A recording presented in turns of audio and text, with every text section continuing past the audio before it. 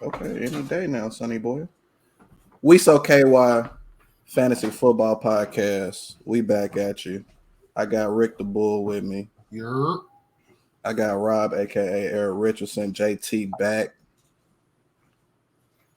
and we got the homie Braviano Rivera, the closer, man. How y'all doing this evening, man? Oh, been fantastic. it's Rob, a beautiful. Rob, how you doing, man? Hey, I'm good. I'm good, What man. logo you got on your hat there? Y'all heard the news, man. JT back, man. What logo you got on your hat? Man, you see him, man. We here. We here. That's another argument too, but we'll say that. Miners. Okay. Rob, how you doing? I mean, shit, Rick, how you doing, man? I'm splendid, brother. My brother in Christ. All right. I appreciate y'all hanging out with us tonight, man. As always, we gonna jump straight into the weekly score. So I'm gonna pass it right over to you, Rick. Man, tell us how last week went. Honestly, you can really skip over my matchup if you want to. All right. So, in the worst game of the week, which I was involved in yet again, I beat Ron 57.8 to 50.6. Hey guys, I gotta start scoring more points. I'm averaging 70 a week. Someone's gotta give. I don't know what's going on. Then we got Neil, who was uphill, beat Kane in the slightest of margins. He beat him 92.74 to 91.7. So he beat him 1.4 points. That's tough. Yeah. Next we got Coleman, who is cooking lamb chops. He knocked off Go Getters, which is Meech, to stay undefeated. 86.4 to 79.9. Don stays defeated and loses to Jones, the new king, 127.5 to 76.8. Pete, respectfully, had a great Monday night. He played the Seahawks defense against my terrible ass Giants. They put up a lot of points. They put up 32 points, and he came back to beat Combo 98.08 to 83.74. Then we got Show Me the Money, which is Vince, put up, I think he's the highest scorer. Yeah, he was the highest scorer of the week. He knocked off God Got Me, which is Brew, 140.3 to 108.6. Lastly, and I wasn't here last week, so I can go ahead and tell you who I think the best team is in the fantasy league. Rob's team, the Tone Rangers, knocked off Sitting Party, which is Bravo, 138.6 to 86.16. Rob's the highest scorer in the league, and the second place person behind him is down 82 points. So he's got the second place person by 82 points wise. So Rob improves to 3-1. He could be 4-0, but something happened in week 1, and that's just.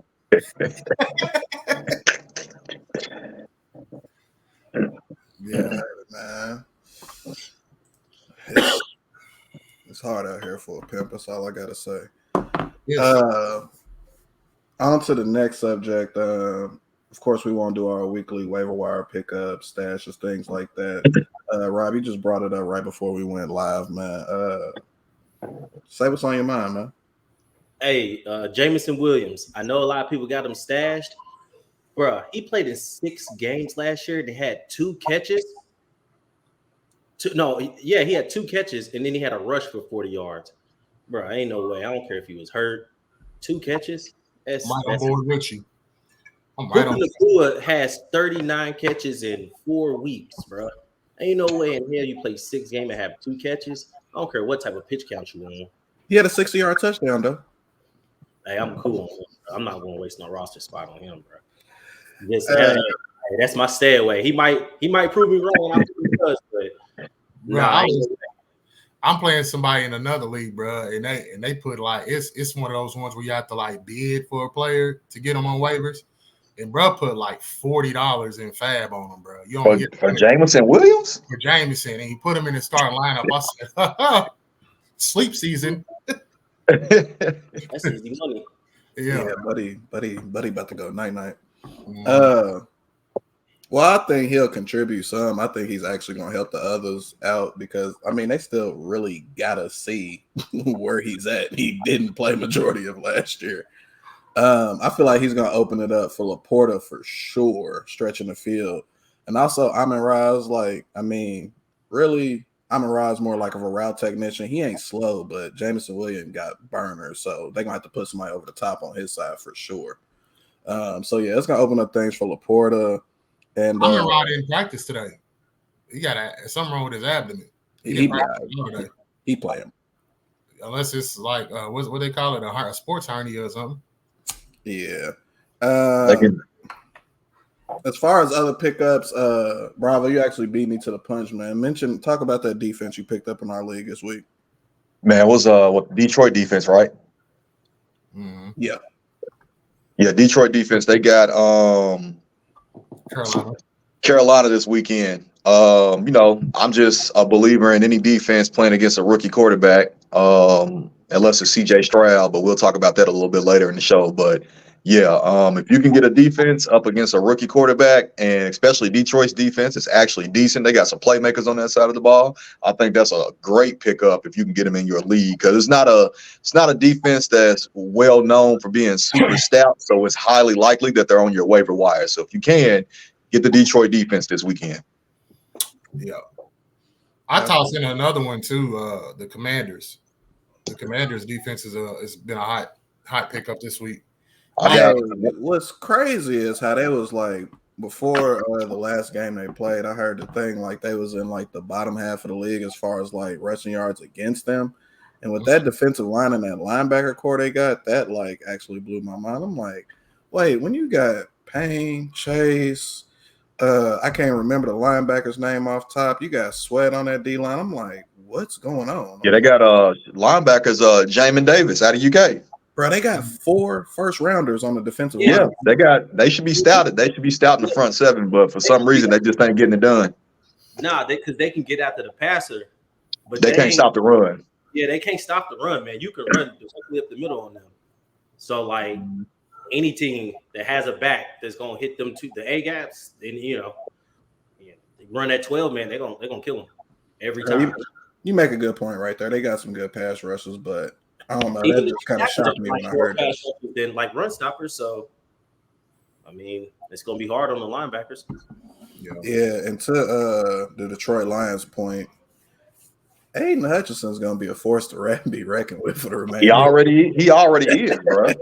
He already is. He's a monster, man. And he's crazy because when he was coming out, a lot of people were comparing him to Nick Bosa, but like you can drop him off in coverage, like he can play out in space, and he can rush the passer, bro. Like him and Micah Parsons, I feel like are bringing in a new era of defenders because they're not just one-trick ponies. Like you can literally play them anywhere in the linebacker spot. You can bring them off the edge. You can put them in the middle. Like you can put them out in space. Like it's a new breed of linebacker / edge rushers coming out. And I feel like those two are like the top two to like see like what the future is going to look like.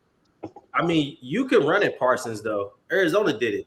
Like that's my thing. He can get after the passer because he's fast, but bro, Arizona just ran directly at him. I mean, you can, but I'm saying is he's able to play in space though.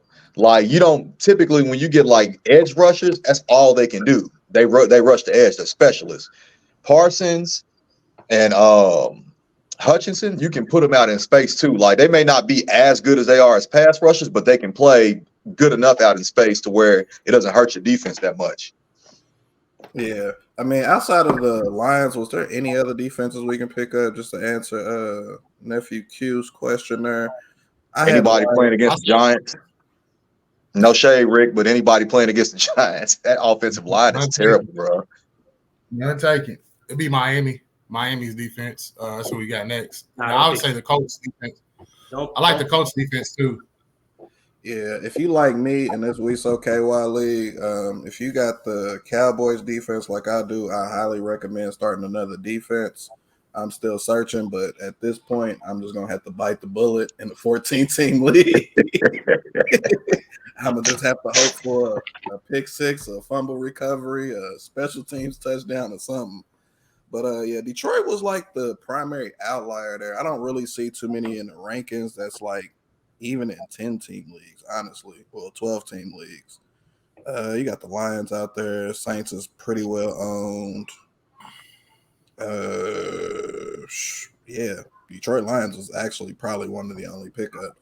I mean, to be honest, Tennessee's defense may be a good pickup. They just don't travel to Indy well. But I mean, you can't really run on them. And JT's coming back, so they're gonna try to mix them in. And I think they might. I don't think they're gonna let Anthony Richardson like kind of run the ball. So Yeah. And this is Richardson's first game back from the injury, right? No, he played last week. back last game. Okay. So, But then also too, Houston's defense, because D'Amico Ryans can scheme up something, and they're on the road, but he can scheme up something to stop Atlanta from running. And we've seen Desmond Ridder. He's terrible. So like his defense actually might be like a legit pickup. Yeah. For you. The only reason why I wouldn't pick up the Titans is because they're not at the crib. When they at the crib, they turn up. When they ain't at the crib, they ain't it. Yeah, Tennessee probably got one of the toughest road venues in the NFL, bro. Yeah. Like they hard to beat at home. I got one more. The Houston Texans defense, because they go against Atlanta. I just said that, right? That's what Rick my just bad. I'm sorry, Rob. Don't pull out the nine, Jamal. But, yeah, Texas versus Atlanta for sure. As far as other pickups, depending on your league, Stroud might be out there. I've seen where he's only owned in like 47% of Yahoo leagues. Sam Howell, he's only owned in about 18% of Yahoo leagues. I'm trying to pull this list back up so I can actually really reference this shit. Who else did I see on the list? I probably would also go, depending on your roster, Michael Wilson's also a good flyer. I'll say a stash. I wouldn't play him with the Cardinals because Dobbs been hooping. And I just picked him up in this league. I just picked him up today in our league. Per se, Dobbs might be a good pickup, man. I don't know that he's necessarily a quarterback that people just, got sitting on their rosters. I was able to get him in one of my other leagues. He ain't playing bad ball, man, and he's a dual threat quarterback, so it's not a bad pickup if you're in need of a QB this week. Nice move, Rick. But yeah, Dobbs ain't thrown an interception this year, and while we was over here talking, but while y'all was over here talking, I'm looking at the numbers. I'm like, they've been hooping the last couple of weeks. I looked to see who they had on the schedule. They schedule coming up kind of nice. I was like, I did the same thing with Rob last week. He starts talking about Stroud. I picked him up in another league. Play myself, bro.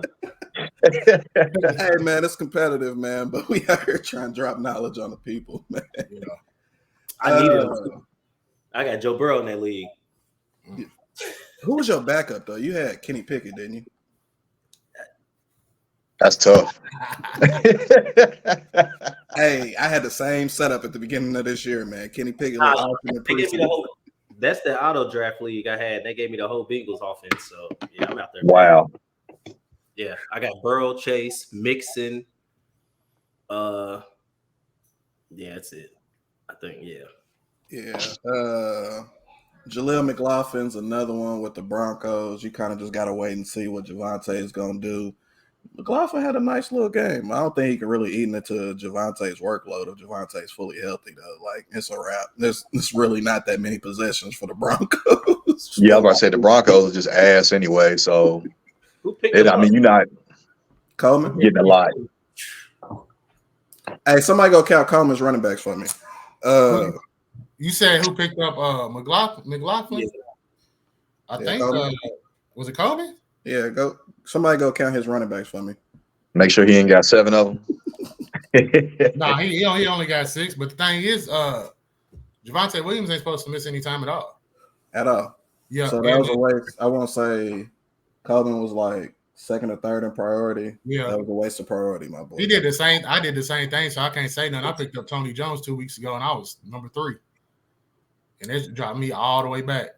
But that was when Jamal Williams went down and Tony Jones was starting. But yeah. No, I was gonna say Javonte Williams is, and we can talk about this person later, but it's the same thing with that they got going on with Brees Hall. They just revving his reps up because he's coming off a torn ACL as well. So he ain't really got the full reps yet. Let's just hope that the Broncos can actually get him some meaningful reps. I need it. Play the Jets defense, so probably not. Yeah, probably not. Not this week. Another player out there, Keaton Mitchell, with the Baltimore Ravens running back room. They just often injured, and Mitchell just offers that speed that none of them other running backs got. So he's kind of a stash wait to see. Just go ahead, pick him up if you can, and see what he's about. Hang on, Don. Hang on. Because Daniel told me that he was going to be the next A-Chain. I wouldn't say all that, but he had a good college career for real. I don't remember the name. Respectfully, bro, I ain't paid attention to anything Daniel has said football, opinion wise, in quite some time. So, hey man, nah, A-Chain, come on, bro. He had 200 yards his second game, bro. That's unreal. Listen. I was able to scoop him in my other league, man. I have no idea how he was sitting on waivers, bro. You picked him up too in one of my leagues. Yep. The only issue I have with A-Chain is his weight. Bruh is 5'9", 188 pounds. I mean, but you gotta think at 5'9", 188, he's built pretty solidly. Like, all right. Yeah, it's a bunch of receivers that's like that's smaller than that. Yeah, so I mean, it's Flowers. Like I think he'd be all right. I mean, basically, if I had his speed, I could be the Dolphins running back right now. Bro, the Dolphins got a track team out there, bro. Absolutely unfair, totally unfair. Track team, bro. See what happens though? You can punch him in the mouth. Yeah. They ain't got no defense though. That's the thing though. They can score. They can't stop nobody though. Yeah, that's what's gonna kill the Dolphins down the stretch. They don't got no defense. They're gonna start losing in the regular season. Yeah, I'm almost positive of it. Dolphins. You talking about the Dolphins? Yeah, they just don't have They have nobody on defense for real. They got like nobody. 3 or 4 pieces for real. They got Jalen coming back. Yeah, that ain't gonna help. Jalen Ramsey ain't gonna help. They can't tackle nobody. Like, it's gonna take Ramsey maybe a game or two to get reacclimated. Ramsey is one man. Ramsey can't do everything on defense. He might cover somebody, but that's gonna be it. He can't get up there and stop the run. He can't rush the passer. He can't do it all, bro. So while he may do his job, I don't think it's gonna make much of a difference. Their secondary gonna be nice though when he come back with Xavier Howard and Javon Holland. Yeah, but you run on them. I mean, yeah. I don't believe in them. Another player. They fun to watch. They fun to watch, but I don't feel like they're gonna win nothing. Yeah, they just get beat by 30. Listen, I'm gonna go back to last year when everybody was on the Vikings train, and I kept trying to tell y'all, good teams don't lose by 30+ points. I don't care. You might lose games, but you don't get beat by 30, bro. If you're a good football team. I don't believe that. NFL, the way the NFL is, it happens. Not 30 points, man. Not a team. Not if you think you're a legitimate contender, you're not losing by 30 points to nobody, bro. Bro, they lost to Buffalo, who's still Super Bowl favorite in Buffalo, bro. And they lost their star starting tackle, bro. Rick, they get beat by 28 points by a divisional team. By what? A team in their division. That game should be even closer. Bro, no. All right. I wouldn't compare them to the Vikings last year at all. No, I think they probably better than the Vikings was last year, but I'm just saying they still fool's gold. They're not gonna win nothing. Think about this. Like, once it comes down to how many games they're gonna win, say they don't get that number 1 seed, say they get the number 3 seed, and they gotta travel. Bro, they gotta go to where? Kansas City, Buffalo, somewhere cold. Baltimore. So it's like any one of those places. Hell, Tennessee, if they get their act together, or Jacksonville is probably good for them. But it's only so many warm places and dome places in the AFC, especially the good teams in the AFC that's gonna make the playoffs. So that's the only reason I said I think they're gonna have some trouble, and they just can't stop nobody. So yeah. To the waiver wire thing, Tajay Spears is still out there in 24% of Yahoo leagues. Again, it's just kind of a person to stash. Titans might get to a point where they kind of shelf Henry. I don't really expect them to. What's the Titans record right now? 2-2. Yeah, 2-2. That's what Tennessee does, bro. They kind of like hang around 500 and then they'll win some games down the stretch and get into a wild card spot. Yep. Yeah, but Derrick Henry's moving the quarterback, so I mean, he's probably gonna start starting next week. Did he say Derrick was moving the quarterback? hey, bro, you wow. Get to it to it. I ain't gonna say that's their best quarterback. Yeah, man. Michael Wilson's out there, man. He just kind of needs some more touches. But if you look at his week by week fantasy points, he's going up and he's going up fast. Who's another one? Josh Reynolds is still out there in a lot of leagues, but he's kind of a one-trick pony. He gets enough targets to where you do have the possibility of him having that huge breakaway game or that breakaway touchdown. Rick, I know it didn't work out for you 1 week, bro. It ain't even just 1 week. Same thing happened last year, bro. I don't know if it's the curse of the great Rich Bino or what, bro, but every time I pick up Josh Reynolds, he don't do nothing. He does stuff when he ain't on my team, though. Hey, man, to our next topic. This is probably about to be my favorite motherfucking topic. Dropped off. I gotta add him back when he gets back. Abiding by league rules, man. It's kind of crazy that this should even be a topic, and the person that pitched the topic was even more fucking wild. But, man, leagues have rules. And you have to abide by them. People try to find different ways to go through, maneuver through the cracks and all types of shit. But typically, if 13 people say this is the rule, and then you try to argue it, why are we arguing? Make the league fun. Most likely you playing with friends, co-workers, stuff like that. Nobody want to argue over a silly rule, stuff like that, man. Just follow the rules. Actually, to go in deeper to it, fuck it. We got a league rule that you can't roster more than 6 running backs. The GM in this league rostered 7. One of them was on IR. He was like, but he's on IR. He doesn't count. I'm like, bruh, this ain't the NFL where if he's not on your active roster, he doesn't count. The rule is if you own 7 running backs, you get fined $5 that gets added to the pot. And also that move gets taken away from you. Which that's a wasted move, right? I think that's the way that works. Yeah, can't take back moves. So literally a waste of moves. And we have a 25 move limit. So once your 25 moves is over with, it's a wrap for you. So use them sparingly, use them wisely, use your waiver priority the right way. In our league, you probably want to be on top of the waivers at the end of the year. But again, man, just abide by the rules, man.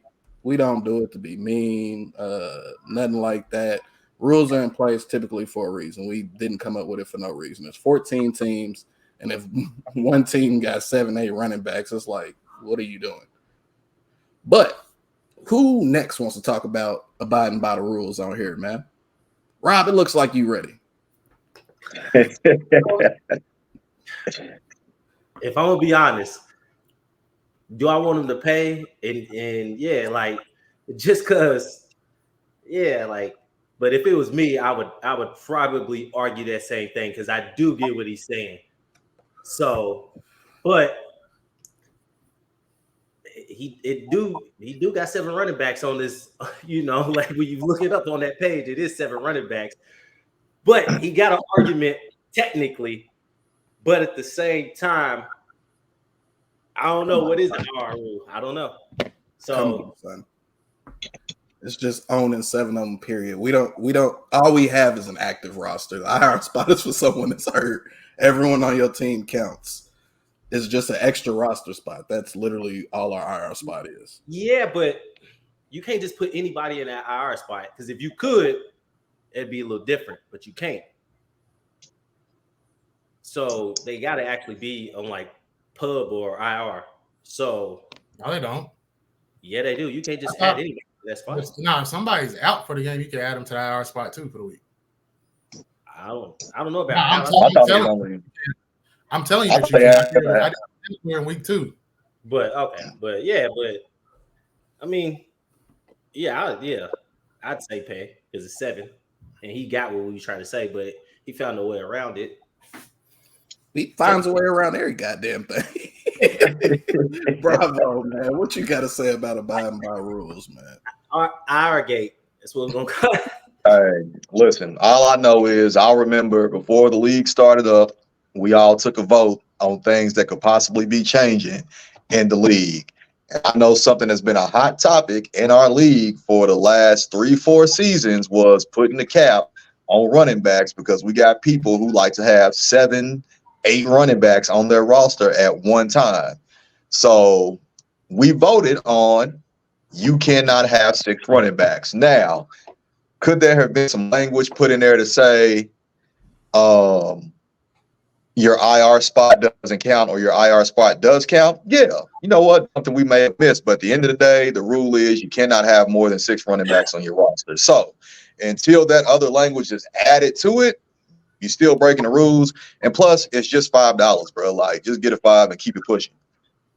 Yeah, man. When I'm low, man, and I got to pitch 5, I can't blame it on injuries or people underperforming. It's like it just is what it is. That's where I'm at on it. Like, I feel you. Like, I'm not gonna lie. Like, I feel what he's saying. Like, because you know what really made clear that you couldn't have somebody in IR and pick up an extra running back. But at the end of the day, it's just $5. Get 5 and keep it pushing, bro. If you have anyone in your league who likes to kind of sliver around, skate on thin ice, ride the edge, man, put that extra language in your rule book, man. Rick, you got anything to pitch in on abiding by the rules, man? They ain't just got to be our league, just period. I mean, I've been cool with the GM who did it for 17 years, so this is the energy that's going to be put out anytime something like that happens with anything. So when that happened, bro, I go into ignore mode. So no, I don't. I don't even have the energy for that. So no, I don't have anything on it, bro. As far as like other leagues and stuff, we vote on stuff every year. The rules is the rules. That's it, bro. That's all I got. As far as that situation, I'm vibing different these days, bro. It ain't even worth it. No, I feel you. But nah, fuck that. The rules is the rules, man. Follow the goddamn rules, man. It ain't that damn hard for real. 7 running backs you can't own, and y'all even bumped it up to 6 running backs. I wanted the cap at 5. I wanted that 5. I wanted 5 as well. I said 5. I was like, I understand. You have your handcuffs, you have the backups, all stuff like that. Like, I think 5 is plenty. The only thing I have to say about having all those running backs is why do you have them all? You're not even gonna play them. You can only play three at the most.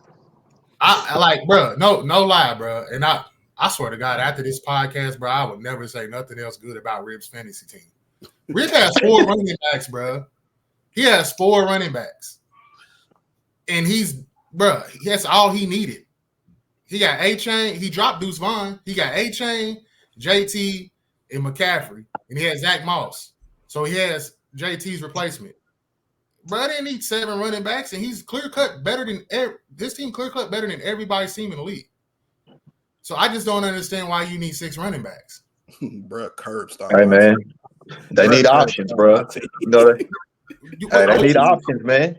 It's like trying to pick out an outfit, bro. You need options. But I ain't never scored 120 and got blew out. But no bullshit, bro. Half the time, like with Neil's team, half the time he had 6 running backs. 2 of them would never see his lineup. Is it trade bait though? Like, but you're not making no trades. It's not trade bait if you're not making trades though. You're just sitting them on your roster for nothing. Because you're gonna have some guys that you're not gonna pull out of your starting roster unless they on a bye week. And that's probably going to be 1 or 2 of those running backs. So the rest of those dudes, you're going to be swapping out in the flex, maybe. So it is kind of pointless to have all those running backs, bro. with Rib asking about trade bait, I agree with what he's saying on that.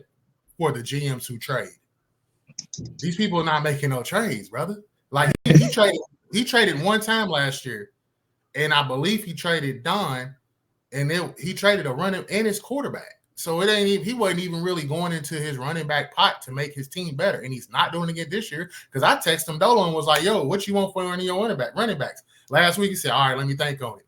We here Wednesday. I ain't heard a peep. So he traded me a running back, but he also got one back because I gave him back like Foreman or something at that point of the year.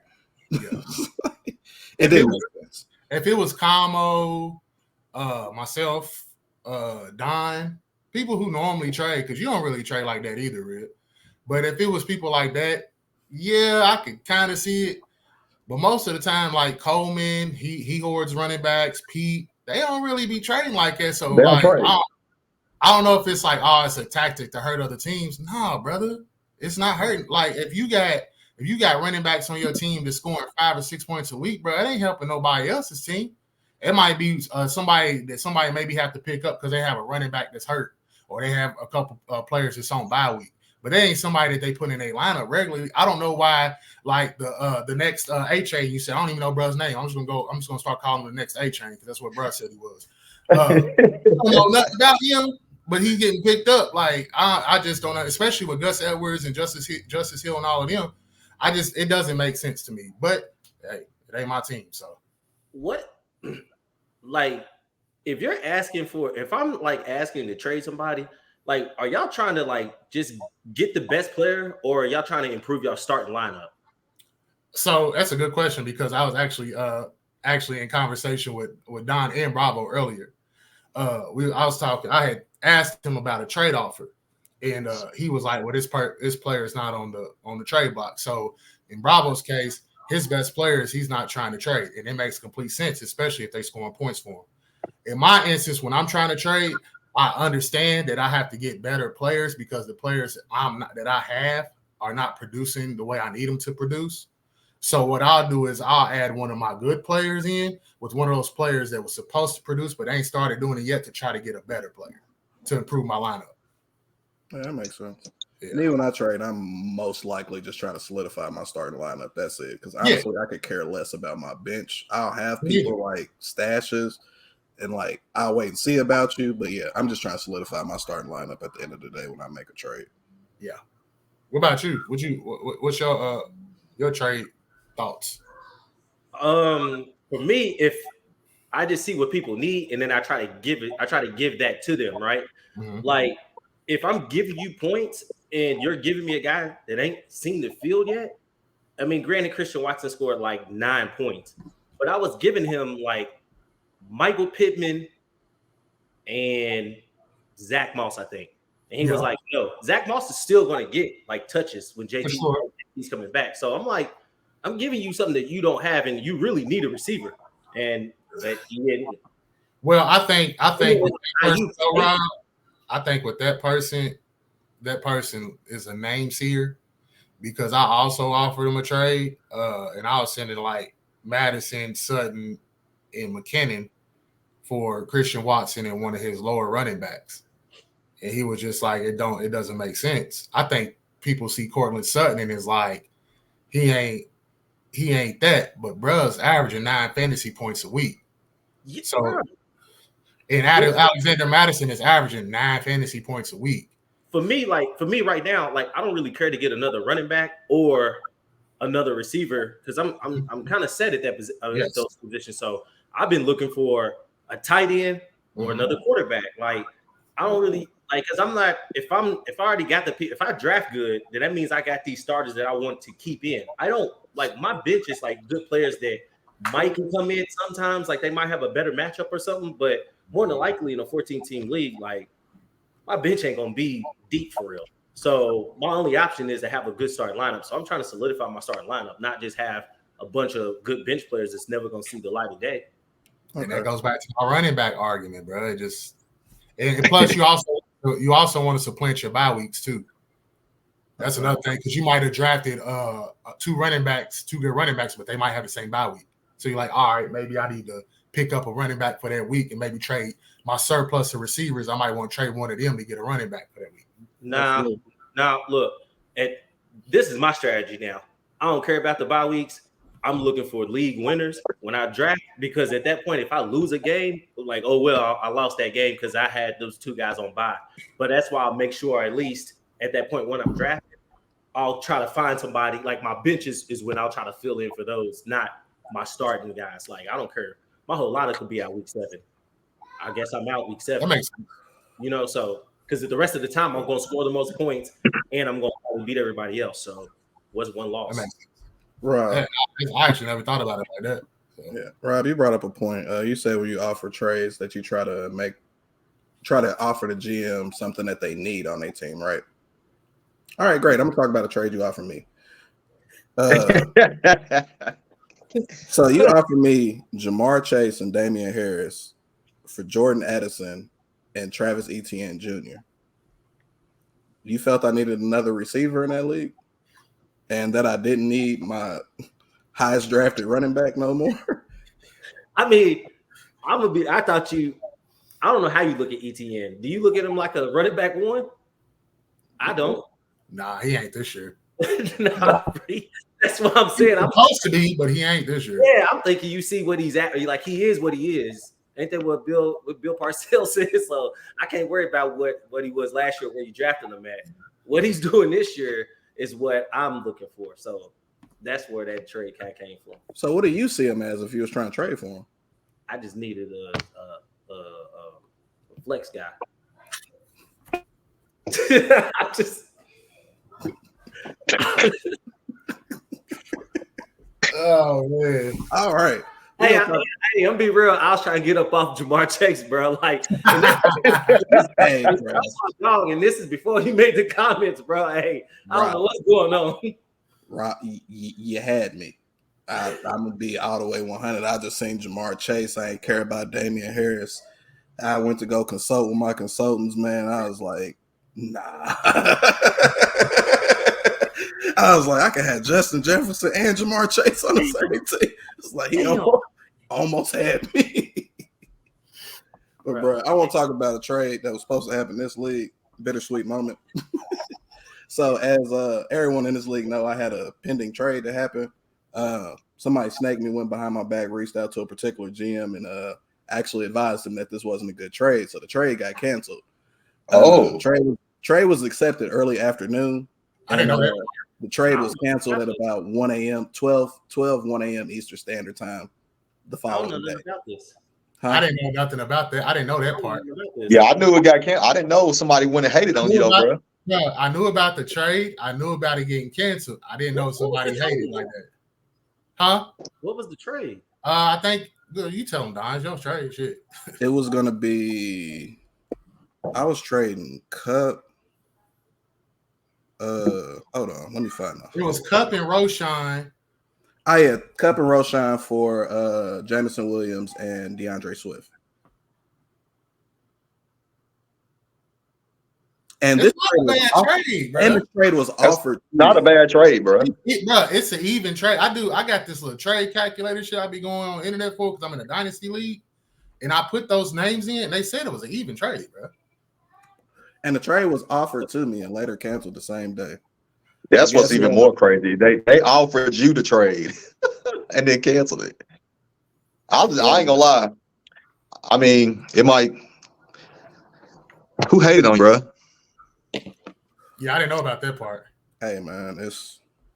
You could just say. I mean, don't nobody else. We know the team names. What team are they on? Huh? Nobody else really know the team. We know who it is, but what's their team name? What's their team? Yeah, the person who hated on you. What's his team name? Man, we ain't even gonna go into it. I already know. I you telling me, buddy. I already know who it was without you telling me. I will say this. As somebody who's done that before, I don't see nothing wrong because you can change your mind.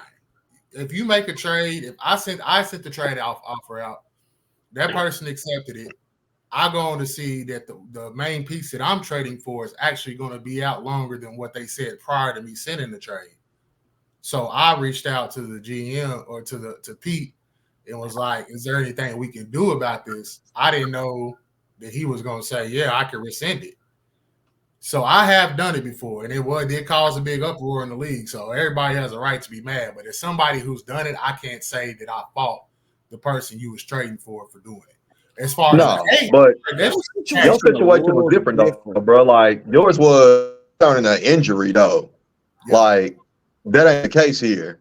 You know what I'm saying? Like he got sent a trade. The person who sent the trade decided I don't want to do it no more. Not because he saw somebody was going to be hurt or not coming back when they were expected to come back, because somebody else went behind Don's back and was like, "Hey, don't do that." Not for sure, but that's a different situation. Just because I did it, regardless of the circumstances, I can't throw stones if I live in a glass house. So I can't. But I don't. Yeah, I feel you, but I don't think anybody can really fault you if you decided against the trade based on like a player's health. Oh, I got faulted. I got faulted by everybody. I hated on you. Somebody want their money back. Like, yeah. I don't know. I mean, I ain't tripping. I remember there was a trade in this league and a player got hurt in the midst of the trade process. And boy, did we argue about that for a full week. I can't help it. That's not my fault. I'm like, hey, bro's not going to pass his physical when he goes to the other team. Like, this trade can't go through. Like, yeah, bro was pissed. Understandably so, but like at the same time, I kind of felt like a ripoff to the next GM. It was like the trade hasn't gone through yet. It was like, and the player got hurt in the middle of it processing. No, I'm not gonna bite the bullet. Neither would anyone else. I was like, cancel that immediately. What you think about it, Rob? I seen you looking back and forth. What you think about it? I don't know. Like, if I hit accept on the trade, then it is what it is for real. Like, I wouldn't ask for it back, but I ain't gonna fault nobody that would. If you can get it back, hey, but I wouldn't do it. Fuck it, I trade it. How do you feel about another GM in the league consulting with that person, telling them that it's a bad trade? Oh, I would have told you it was a bad trade. Now I'm not gonna tell you to rescind it. I'm not gonna tell you to do that, but I was just like, hey, that was a dumb trade. Yeah, I'm saying, like, it sounded like this person was like, did the person was they telling them to rescind the trade, Don, or was they just saying it was a bad trade? It wasn't. It was basically said it wasn't a good look, man. You should keep Swift. Like, I ain't never helped another GM that much. Yeah. Like, I'm gonna tell you, like, hey, bro, you got somebody who's hurting your starting lineup, and me and you about to play. Like, fix that. I don't want to play. I mean, it is, yeah. Like, I don't know. It don't really make sense considering that it is, a competition in here. So it's like you don't want, you want to look out, but you don't want to look out too much, bro, because we all up against each other. Team down, I don't care. Like, if I see you making a trade that's blatantly making your team worse, hey, bro, that's on you. Yeah, I think that's kind of weak though. Because if the trade was already accepted and it was, it was pending, bro. I put the alert and everything. Yeah, it was pending. Yeah, it's pending. That's real trash. Yeah. People was voting and everything. Yeah, that's I'm gonna be honest. Like, that's real. Now I see it. Like, yeah, that's trash. Yes, that's trash, bro. But hey, man. Hey, it is what it is. Yes, sir. On to the next topic. Kamo almost got a win this week. There's 2 0-4 teams. Kamo came real close. And I want to say it was Seattle's defense that screwed him over. This was 32. A defense scoring 32 on you to make you lose. That was Monday night, right? Mm-hmm. Monday night. Everybody got a Monday night. Fantasy nightmare. Monday night is it's the absolute worst. If you got a game coming down to Monday night, boy, it's got to be the most nerve-wracking shit ever, bro. I hate when my games are decided on Monday nights, dog. Bro, I've been in situations. Y'all know I'm a big wrestling guy, bro. So when they come on, when it comes down to Monday night, bro, wrestling gets DVR to Tuesday, bro. I gotta watch the whole game. See if I'm Hey, man, we got 2 0-4 teams. Me being one of them. We in the basement, boy. And Rob, you think both me and Kamo should be booted out the league? You think we equal? Yeah, if y'all go undefeated, defeated, yeah. Hey, bro, you gotta figure out a way to win one. I don't care if you gotta trade everything. That's it, just one. Yeah, you out of here, fam. Bro, I scored 120 and got beat by 30, Rob. Like you after, but you gotta take a break, bro. Like, come on. At that point, you kind of like Dan Snyder, bro. We can't remove you. So you saying that on? I should get Don up out of here, bro. So what you saying is me and Kamo are equals as GMs. Owen, I told you what your A plus must have been. That F, and then you just threw that slash to it. Ain't no way. 0-4. That's crazy. We ain't had people do that for real. Huh? We ain't had nobody go 0-4. Nah, we haven't, bro. Like we've had people like start off with bad starts. I don't think we had nobody go like 0-4, 0-5. And 2 GMs in the same league at that ain't that bad. One of y'all, I mean, it's going to one of y'all is going to have to get a win because y'all got to play each other at some point. Yeah. So whoever wins, y'all basically when y'all play each other, if y'all ain't won by then, y'all gonna be playing to stay in the league. Listen, I will say this. Go ahead, Rick. My bad. I like Don getting off the schneid this week. That's all I'm gonna say, bro. Hey man, I can't help when I score 119 and get blown out by 30, fam. That's constitutional. Hey, ain't nothing you can do about that, bro. I need somebody I play against to give me something in scores to get this week. Like you win a game scoring 50-something points, bro. Why can't I get that? Bro, like that's what I need. Score 50 either. Everybody else whoever can go to the league, look how many points has been scored against me, and then look at the next person and tell me the point difference, bro. Everybody going off me, bro.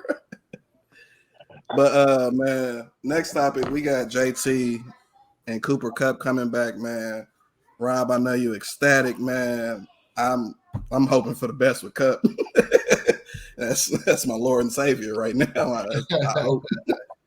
Don, so you've had 499.5 points scored against you. And what's the next closest person? Whew. Yeah, it's a nice drop, ain't it? 412. Wow. And then 411, and then everybody else is like 380. Well, Devin's like 392. Damn. Chris, yeah, Jones is 292. Yeah, Don. Dang. That's tough. Don's getting everybody's best every week. I would say this: if I got beat by you, I wouldn't feel as bad. But getting beat by Kamo, like for real, I gotta play it like the Super Bowl. For real. I promise every GM in this league, if they lost to me versus Kamo, it will be a totally different outlook. Losing to Kamo this year, especially, it's like, am I really like that? Like, is this life? Let me tell you this. I'm probably gonna be the one to lose to Kamo. Don't say that, bro. Bro, I don't, bro. Our team is not like I'm not scoring any points this year. I don't know what's going on. Like you look at my lineup on paper, I should easily be 100 a game. Bro, Eckler be back, huh? Eckler gonna be back. I know. I haven't had Eckler for a month, but still, bro, Eckler ain't gonna. Hey, Eckler might put me up tonight. It makes sense. I average 70. Eckler would give me 20 a game. Yeah, easily. Actually, easily. I've had a 0 damn near every week since he's been out of the lineup. So. Man, it's hard to replace certain people in your lineup, man. When you got your number one running back go down in our league, a 14 team I know. League. Trust me, I know. Real, let me ask you a question, bro. And keep it 100. Let me ask you a question. So when we was when we was drafting, Meach said that he was gonna pick McCaffrey, and it auto picked Jefferson for him. Let's say he was to pick McCaffrey. Who would you pick second?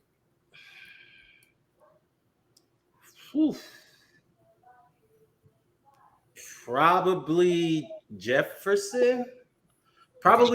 But for real, I might have went back and reached for like Tyreek Hill. I just don't like Eckler, so I wouldn't have picked Eckler. Or I would have probably, for real, Bijan maybe. I said because I kind of know how we've been playing fantasy for since 2008.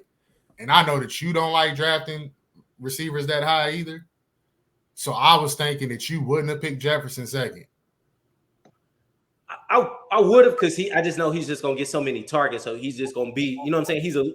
He's gonna be the best, like one of the best 3 receivers at least. So scoring points too. So I would have probably picked Jefferson. Chase was just so high, bro. Like I didn't understand why his ADP was that high. Yeah. So I probably wouldn't have picked Chase with my top 5 picks. I would have picked Tyreek Hill before him. So, and I wouldn't have picked up Eckler. I just don't like Eckler. So, but. If he would have picked McCaffrey, it wasn't 100% that you was gonna pick Jefferson, right? He would have been awesome. That would have changed the whole landscape of the draft, bro. Yeah, I would have still dropped and picked up Bijan, because I would have picked Jefferson. I would have picked Jefferson third if you didn't pick him. Rob, I think you would have took Chubb. Nah, I wouldn't, because like Bijan was ahead of him. I would have took Bijan. I wasn't gonna drop all the way back for Chubb. I wanted Chubb, but I would have got him at like 13 or 14 or like 9 or 10. But to draft him at 2, nah, I wouldn't have. Yeah, I get that. I like Hill too a lot, so I would have dropped back in.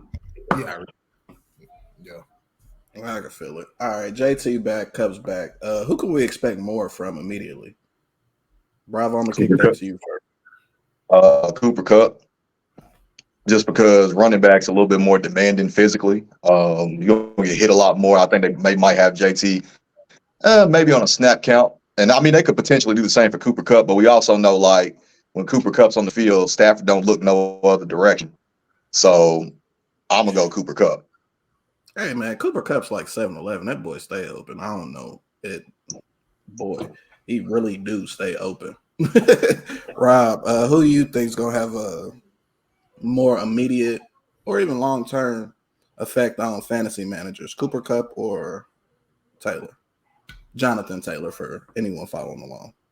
If JT is healthy, I think it's JT. And the only reason I say that is he's going to get probably 80% of his snaps. And I don't think they phasing Puka out. I don't think they can. So, and then also too, that hamstring injury, you don't know, you know what I'm saying? You don't know how good he's going to be, how many snaps he's going to get. And, one tweet, he gone for another 2-3 weeks. Yeah, from what I know, like physically wise, like usually if your hamstring keeps messing up, it's trying to protect you from like something else. Like your hamstring will give out when there's other problems. That's your check engine light for your leg for sure. But I don't know. I kind of feel like, especially if Richardson stays healthy, he's gonna take a lot from JT, especially when it comes to that goal line. Because when you think about it, the edge is gonna crush down on JT.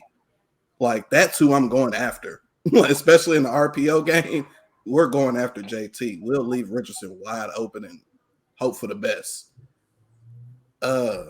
And yeah, the Rams, they don't really like to run the ball a lot. Kyron Williams been doing all right, but I won't say this last game he only had like 10 rushes or something like that, and he was doing decent. So you never know what you're going to get out of Sean McVay when it comes to the running game, and that's almost like the same thing with Andy Reid when it comes to running the ball. You just really don't know. Rick, what do you think between the two? I think it's JT easily because, Cooper Kupp was Matt Stafford's favorite target, but that's when they had Van Jefferson as the number 2 receiver. Mm-hmm. So you got Tutu Atwell, who he's grown a relationship with, and you got Puka, who's Puka Nacua, who's he's grown a relationship with. So I just think that he'll start. I don't think just because Cooper Kupp's coming back, he's going to stop throwing the ball to those guys. That's what's made them successful though so far this season. The Rams was projected to be one of the worst teams in football, and I think they're 2-2 at this point. And that's because he's been getting a lot of help from Puka and Tutu. So I think Cooper Kupp's gonna come in and be a number 1 receiver like he always has. I just don't think the volume's gonna be the same because you got those other 2 guys. But Jonathan Taylor, they want Jonathan Taylor in to help Anthony Richardson's progression. That's what's always been their goal the whole time. Even though they ain't paying him, they want him there. Jonathan Taylor, as we know, when he's healthy, I know a couple years he was a top 3 running back, maybe number 1. So if he comes back, and also he has Zach Moss to help spell him whenever he's tired or whatever now. So he's going to be he should be healthier. He shouldn't have to do 25 to 30 carries a game because you got Anthony Richardson also running the ball. I just think JT's going to come back and tear it up as long as he's healthy. Hey, bro, I think JT is about to do one of the most pettiest things. And Rob, I don't even want to put this on your fantasy team or your team at all. I think JT would come back for a game and say something about his lower back, which is something you can't expect because he's fed up with the Colts. And I really don't even think he wants to risk the injury. The locker room knows he don't want to be there. I think made that very clear. I think if he did that though, it'll bring too much attention, bro. I think I think if he did some shit like that, like I don't know. I think they would probably get him up out of there for sure. But I don't think he would do that because I think that's now you kind of disrupted stuff. Now, like you would come in and do that. Like, why would you even? Well, now your character's wouldn't be no point in coming back just because just stay out, just sit out the year. If you don't do that, because now moving forward, people's gonna question: are you really injured or are you just bullshitting? Bro, we could say the same thing about him being put on IR this early in the season. Was he really hurt? Yeah, but the coach was willing to work with him to this point. Yeah, but was they never said they didn't want to pay him. They said they wanted to get him on the field and they would see. And then he said he was going to play his contract out, bro. And then he got a new agent and then abruptly changed his mind right after that phone call they had. Yeah, it could have been a situation where they was trying to find a trade. And that's why they put him on IR and they didn't find a trade. That too. Yeah, I mean, they said some shit like that with Buda Baker, like in the Eagles. Like that could be a situation where he get traded when he come off IR to the Eagles. Maybe the Eagles didn't want him to play or something like that. That's what I was reading about on Twitter. So that would be kind of nuts. Yeah. Especially coming from our former defensive coordinator. But if that happens, we ain't with everybody, bro. Y'all see y'all people out to them like, oh yeah, y'all mess up the relationship, and then all of a sudden now JT's linked to y'all. You see how that roll? I think once we got Swift, JT was completely out of the picture. JT got a crib in Florida, which he'd like to live in full time. I don't see him even though he's from Jersey or somewhere in that area, I don't even see him wanting to play with us. Bro, you think the Dolphins want to give up some picks and Jalen Waller for him? Not a chance. And the thing is, the Dolphins are good, bro. The Dolphins got two great running backs, bro. They don't need Jonathan Taylor. I mean, and now even the Green Bay Packers deal is crushed in case you're gonna give them Christian Watson. Because who would they want back now? Aaron Jones is hurt, and we seen your boy Dylan. He's at 2.3 yards a carry. Like, why would we want him back? Rob, I honestly don't even know what we would trade y'all fairly for JT. Like, cahoots. Not give up some of them deep. Hey man, y'all got some studs on the D line. Y'all can give up. Hey, bro, let's not act like y'all play fair with the Colts, bro. Let's not act like that's like our development team. But I can't even say nothing. Hey, bro, but speaking of trades, bro, y'all see how the Patriots got J.C. Jackson back, bro? No, that's crazy, ain't it? Gonzalez won for the year, man. He was hooping. Bro, you know what? I hated that for Gonzalez, bro, because he was balling, fam. Like, he was probably going to be defensive rookie of the year. Nah, for sure. Like, the games I saw him play, bro, he was playing great at corner. But nah, J.C. Jackson signed a contract with the Chargers, bro, from New England last year. But here's what's crazy. The Chargers got to, like, what I was reading, the Chargers going to be paying out the bulk of that contract. So New England just got to steal. Yeah, but they got to get him off the books, though. He was stinking the joint up. Yeah, but that's what they all do, bro. The same thing happened with Jamie Collins. Who was that dude that went to the Van Noy, went to the Dolphins, stunk it up. As soon as they went back to the Patriots, bro, they went right back into form. J.C. Jackson going to do the same thing. I don't know how New England got the Chargers to pick up the tab on that because the Chargers don't like paying anybody. Bro, that's crazy. For them to keep the bread. Yeah, they went out, but they trying to win because they went out and got Khalil Mack too. Mm-hmm. Yeah, they trying to get. Yeah, they was trying to build on that. Dylan James, they still got Bosa. Like they got names. It's just your boy. He's terrible. What's his name? Brandon Staley. Yeah, he stinks. He Yeah, they need to get the coach, bro. He's an idiot.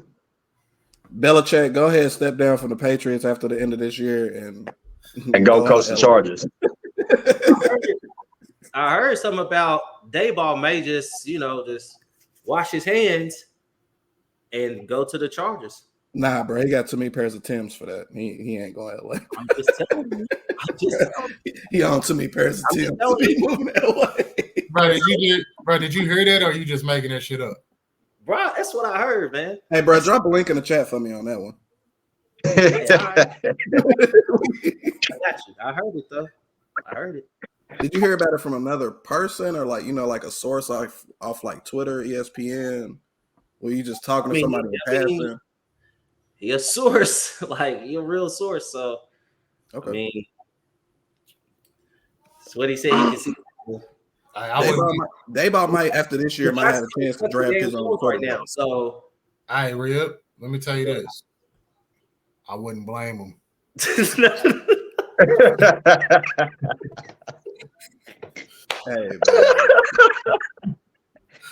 Hey, Dave. Why did y'all GM think Paris Campbell was going to be a great addition?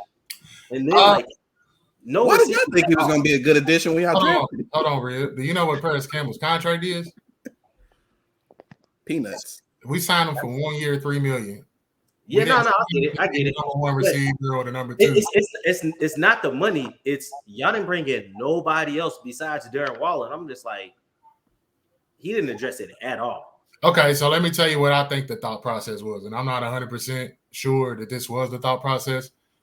So Brian Dable in Buffalo had Stephon Diggs as the number one receiver. That was their star. That was their go-to player. And then they lined them up with all these other speedsters. So when they traded for Darren Waller, although Darren Waller's a tight end, they looked at him in that role to get all, not to be Stephon Diggs, because he's not Stephon Diggs, but to get all the targets and then surround him by speed. That's why you got Wandale Robinson. That's why you got Jalen Hyatt. That's why you got Darius Slayton. That's why you got Paris Campbell. So when all the attraction goes towards your main target, Darren Waller, and your team's game planning for Darren Waller, you got your speedsters is going to try to break routes and have Daniel Jones throw it deep for the tud. Obviously, we see it ain't working. If Daniel Jones ain't it, and the offensive line ain't it. But I think that's what the thought process was. They try to mimic Buffalo without having that star receiver. And I think that's where they went wrong because Darren Waller is not a star receiver. So I think that's what happened. All right. Yeah, damn. We got working the pros on this motherfucker. Yeah, I think y'all concern was more so the offensive line more than adding like more pass catchers for real. So I mean, you got Saquon, he's virtually another receiver too. You got the boys, Sterling, Wandale. Y'all still got my one homie. What's his name? The one that definitely stays hurt. Nah, no disrespect, but that's a bunch of nothing. And I know because I'm a Colts fan.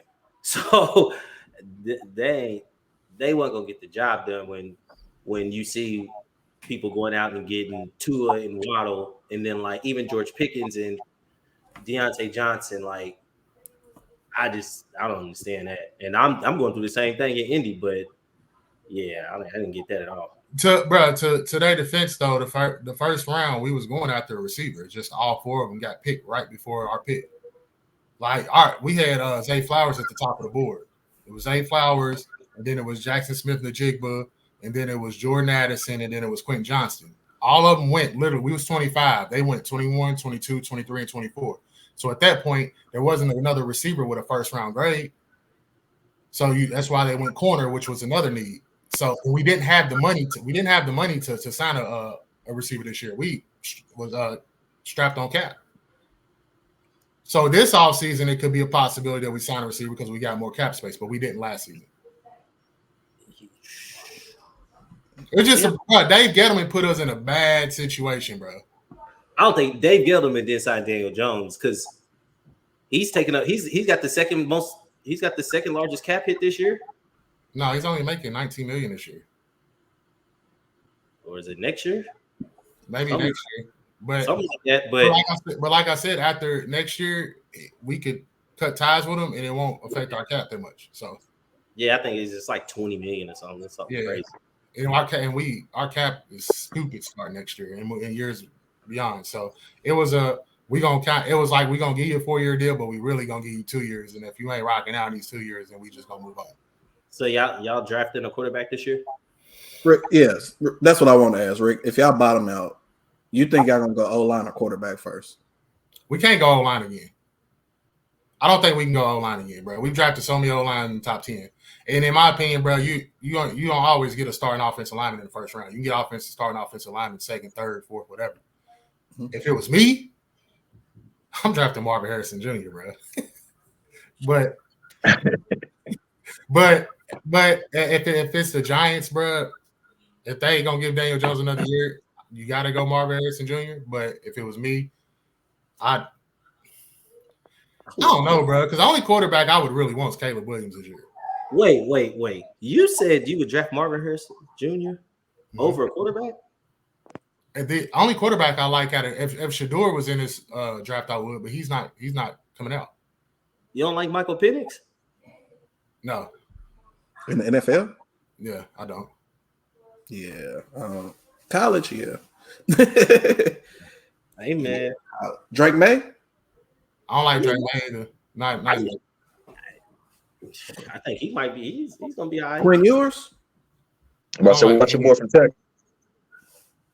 Man, I guess not in New York. I just don't think he got a strong enough arm for real. What? If you want another Daniel Jones, you don't think Quinn Ewers has a strong enough arm? Yeah, bro. Like he don't have no velocity on the ball. Like I'm not saying he can get the ball there. He's got an NFL arm, but I'm just saying like he don't got no zip on that thing. That's pause. Hey man. Hey man. Next topic here, I got the rookie report, man. I kind of want to do a little round table, kind of report cards up until this point. Who's the highest I have on this list? All right, we're gonna start with Young first, man. How are y'all thinking it's working out in Carolina with him so far? Brew, we're gonna kick it to you first. I mean, he's looking. I won't say a mistake. He did miss a game. He was hurt. That O-line's in bad shape. Also, the coaching. The reason why they got rid of him in Indy. He's just too conservative anyway. So that's probably why Adam Thielen, even though he's old, he's having a resurgence because every route is only like 5 yards down the field. He can run routes. I think you're gonna have to wait another year to see what you really have out of Bryce Young. But right now, he's just a question mark. I don't think he's bad. I just don't think he's good. He hasn't shown me anything that's like number one pick worthy this year yet. What would you put on his report card right now, man? At best, C+. All right, bravo, Bryce Young. I'll say I'm around that C range too. It's not necessarily an ideal situation in Carolina. Hasn't looked great, hasn't looked terrible. So I think a C, maybe a C- is a fair grade. Okay. Rick, what you think about Young? All right, first off, Rick, if it's that Colin Cowherd take from earlier, bro, if that's your source about Dabo, bro, because it just randomly popped up on my Twitter where he said he should resign and go to the Chargers, bro, get off my line. Nah, because I was on Twitter, bro. That's the first thing popped up. I'm like, nah, this better not be Rib's source. But for Bryce Young, bro, I give Bryce Young a D because Bryce Young has Hayden Hurst. He has Adam Thielen. He had DJ Chark. He had Terrace Marshall. He had Jonathan Mingo. They signed Miles Sanders. He has Chuba Hubbard who can pass the ball who can catch the ball at the backfield. I just don't think Bryce Young is number one pick worthy. I thought CJ Stroud was better than him. I actually thought CJ Stroud was the best quarterback of the top. So I just don't understand why he wouldn't. No, I am a Levis guy, but I did say CJ Stroud was the best quarterback. You can go look at my text messages. What grade would you give him right now? Yeah. I said D. Oh, my bad. Yeah, I just if they could keep him standing up straight, he's been sacked 11 times already. Like that might help a little bit. Yeah. And I feel like they really need to go ahead and just push Mingo and kind of really cut out some of the other receivers. Chark, bro, you're done. Go ahead and get Mingo in there. I give him a B-, and his grade is heavily weighing on effort right now because bruh is trying. He's trying to play mistake-free football, but bruh's been sacked 11 times in how many games has he played? In 3 games? Yep. 3. Yeah, man.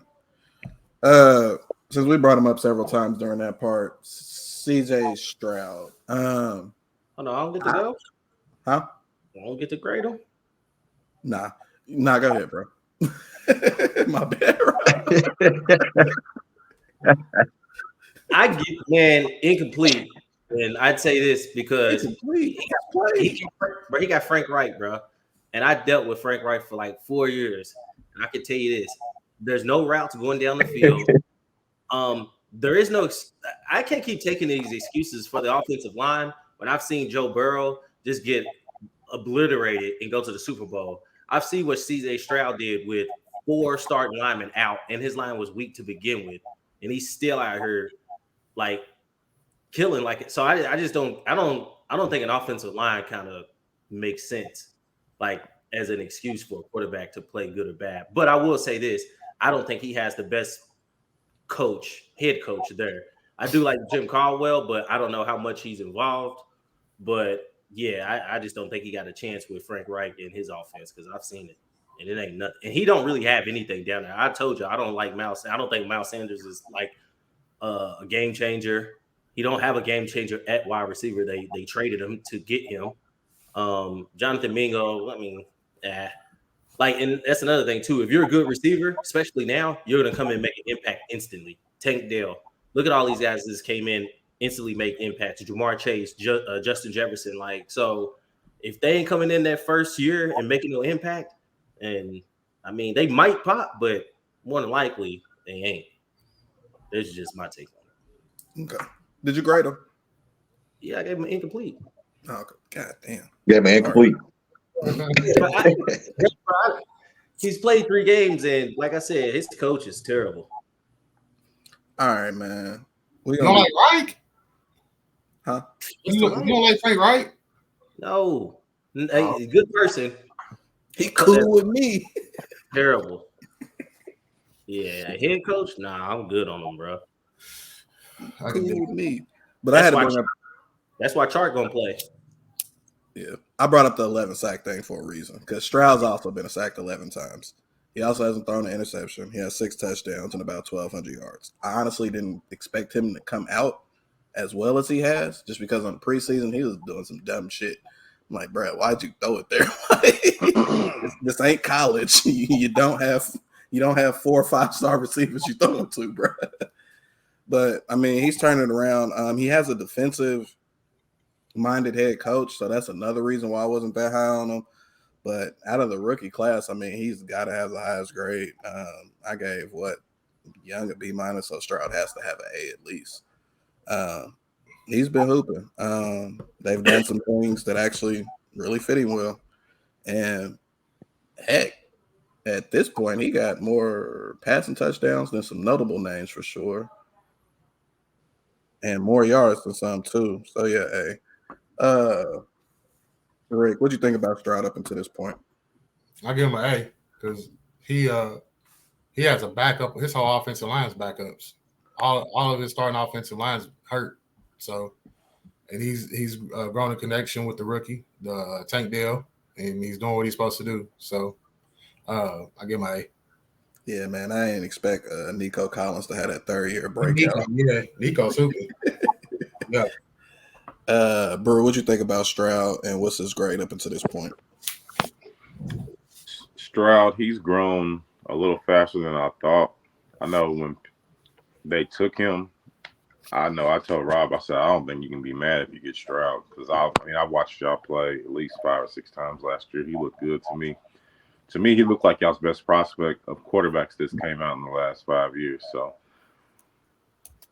for him, his offensive line to be in shambles, his guards are not it anyway. I watched that Ravens game. He was under siege the whole game, and he wasn't panicking. So for me, I give him a B+. I give him a B+ because he's got to chill on the fumbles. But other than that, I don't see anything. He's got a bright future. You said he got chill on. He's only fumbled once. He's fumbled 3 times.